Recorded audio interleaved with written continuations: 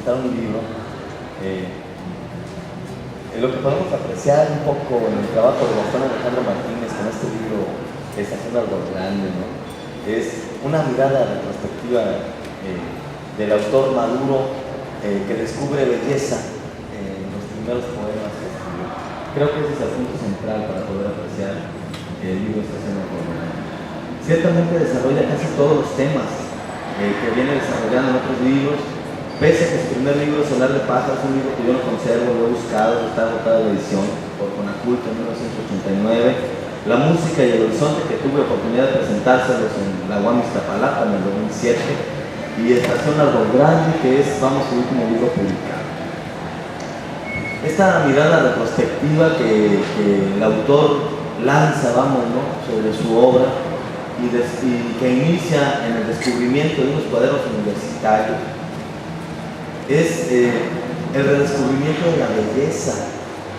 Es decir, un autor maduro que ha pasado 30 años después de su vida, se acerca a un cuaderno y descubre que allí hay algo de belleza que también estaba diciendo cuando tenía 20 o 26 años.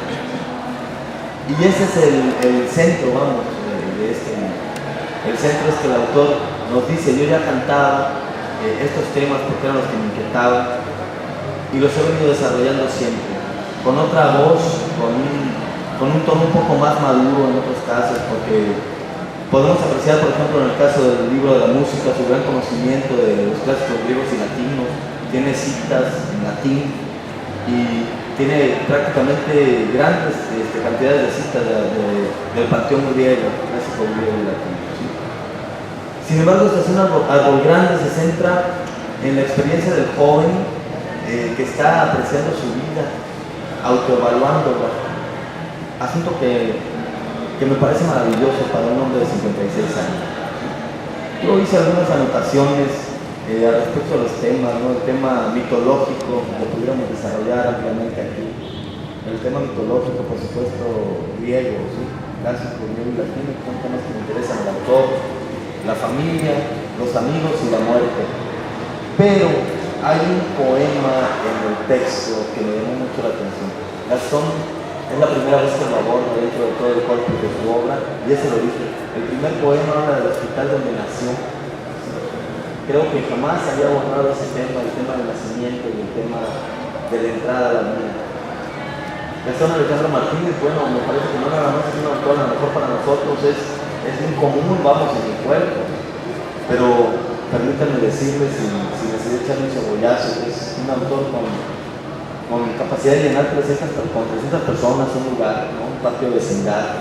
Es un autor que se maneja en un underground que creo que muy pocos autores, del cual muy pocos autores pueden gozar, nada más con su obra, sin necesidad de salir en televisión, sin necesidad de andar diciendo pavadas en algún otro lado, sin necesidad de que se tenga que estar inmiscuyendo con una serie de medios para su difusión. Su sola obra se viene difundiendo por gusto que causan las personas, y eso a mí me causa un impacto muy sensible, porque me parece que por ahí es por donde va el arte, ¿sí? Los medios y la difusión no son nada al lado de un verdadero artista, y como poeta también muchos comprendemos el corpus de su obra no como una añoranza. Permítanme platicar sobre mi experiencia, porque es la única que puedo compartirles, que mi experiencia del puerto, a pesar de haber nacido aquí, es añorante. La de Gastón es, digámoslo, aferrante. Vive aquí, se desarrolla aquí, y pese a todo las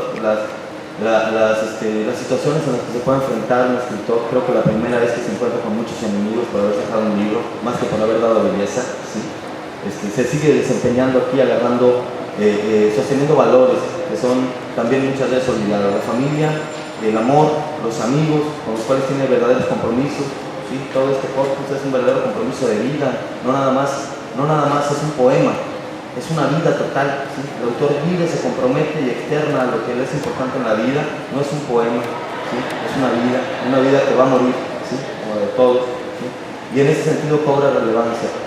Yo llego a ver al puerto añorante, regreso al punto, y Gastón me muestra un puerto muy firme, ¿no?, donde ha crecido su vida. Para mí pudiera ser efímero y miserable, ¿sí?, hijo de la sal, ¿sí?, pero para Gastón es muy importante.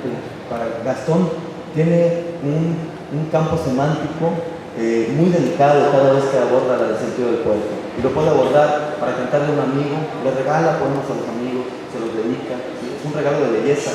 Hay muy poca gente que se atreva a dar belleza, a regalar belleza, ¿sí? Gastón es capaz de regalar un poema con una belleza, ¿sí? Y es capaz de ser un crítico, como diría Amparo Ollime, mordaz y cruel, lo cual le ha granjeado insustentos enemigos, porque no he visto a uno de la talla, ¿verdad? Que pueda rebatir algún argumento, ¿sí? Escrito o dicho, ¿sí? Pero por sobre todo su poesía es un sátiro también. También podemos apreciar en la poesía de Gastón una línea de escritura que comienza con Menandro, ¿sí? Con los griegos, ¿sí? Y que se vuelve a desarrollar en Tampico. Se ha olvidado la sátira. Poderse reír un poco de esos conceptos tan absolutos que Borges pudiera decir que son crueles, ¿no? La eternidad, ¿sí? La nada. No, sí somos algo. Para Gastón ser algo es estar aquí, tener valores y compromisos. Y eso es lo que me parece, lo que nos denuncia Estación Árbol Grande desde su origen. Es un origen, es un regreso al origen. Es un regreso a un joven que se está formando, que ahora puede presumir de tener una técnica, como diría Pessoa, de desarrollarse dentro de la técnica, conocedor de la versificación, pero ante todo es una persona que vive y que nos externa su experiencia de vida con poesía. Ese es mi comentario. Hombre, pues muchas gracias, Led. Pasa por tu cheque. ¿A dónde? Bueno, voy a leer el poema al que se refiere Leslie, y lo voy a comentar. No voy a comentar el poema, por supuesto. Los poemas no vale la pena comentarlo. Pero sí voy a hablar un poquito de este asunto que mencionaba Leslie, que yo nunca había hablado de mi origen. Incluso es un poco extraño, ¿no? Porque casi nadie habla del hospital de Manas. Es un asunto. Será porque estoy casado con una enfermera. Entonces, ahora que lo menciona Leti, me quedé pensando en ello, ¿no? O sea, hablar del hospital donde uno nació. Pero ahorita les voy a decir por qué. Pero primero les voy a leer un poema muy, muy pequeño que dice: más allá de los jardines colgantes, abrazado por un orejón centenario, yace el hospital donde nací. Más abajo, rumor del río, bloqueo de huesos, camino al mar.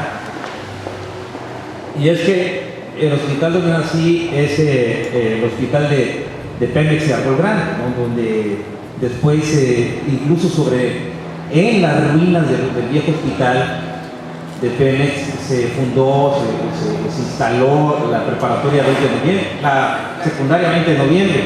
Y resulta que en el barrio donde yo vivía, yo por cierto nunca he vivido exactamente en Árbol Grande, sino en el Tinaco, en otro barrio antiguo de Ciudad Madero, tal vez el más antiguo, donde estaba un enorme tinaco en los años 40, 50, no sé, donde se abastecía la gente de los famosos vendedores de agua que iban en burritos y latas de aceite, no sé exactamente cómo era el asunto. Yo tenía amigos que vendían agua en aquellas latas. Y muchos de mis contemporáneos del barrio estudiaron en la 20 de noviembre. Yo curiosamente estudié en el ETIC 98, que es la secundaria que está cerca ahí del TEC. Y ellos me contaban cómo se divertían en esa escuela. Yo los envidiaba mucho porque mi escuela era una escuela técnica donde tenía que llevar cualquier cantidad de tonterías para prepararme como contador público. Mi mamá siempre se enoja, por eso ya llegó por ahí, porque le digo que ella me inscribió en el área de contabilidad, tal vez pensando que si no servía para nada, cuando menos podía emplearme como auxiliar de contador, ¿no? Pero para mí fue una verdadera desgracia. Por el lado de las materias, no por el lado de mi grupo, al que quise mucho, al que le recuerdo y con el que todavía convivo, jugando fútbol los sábados, por ejemplo. Pero ellos se divertían mucho en la escuela 20 de noviembre porque tenían unos recovecos increíbles de todo aquello. Quién sabe cuánta contaminación contendría, pero el chiste es que ellos, ignorantes del asunto, que se divertían maravillosamente en aquella escuela. Y yo nunca fui a visitarlos ni a verlos, pero me imaginaba cómo eran las ruinas de aquel hospital donde algunos de mis amigos, algunos de mis hermanos, un hermano mío y algunos de mis amigos nacimos ahí, ¿no? Entonces después se me vino la idea de que como las ruinas del antiguo México Tenochtitlan o de cualquier ciudad prehispánica, aquel hospital donde nacimos tantos amigos, se fue como hundiendo y perdiendo y convirtiéndose en las raíces de los grandes árboles que por cierto hay en Árbol Grande y en todo Madero, ¿no? Decía un amigo chilango que venía con unos estudiantes que Madero era como casas, árboles y casas, no veía otra cosa que árboles y casas, ¿no? Entonces, no es que comente el poema, sino que todo este comentario viene a raíz de lo que dice Leslie, ¿cierto? Yo nunca había hablado del lugar donde nací exactamente, y mucho menos del hospital. Pero todo tiene su razón de ser, ¿no? Fíjese, Gastón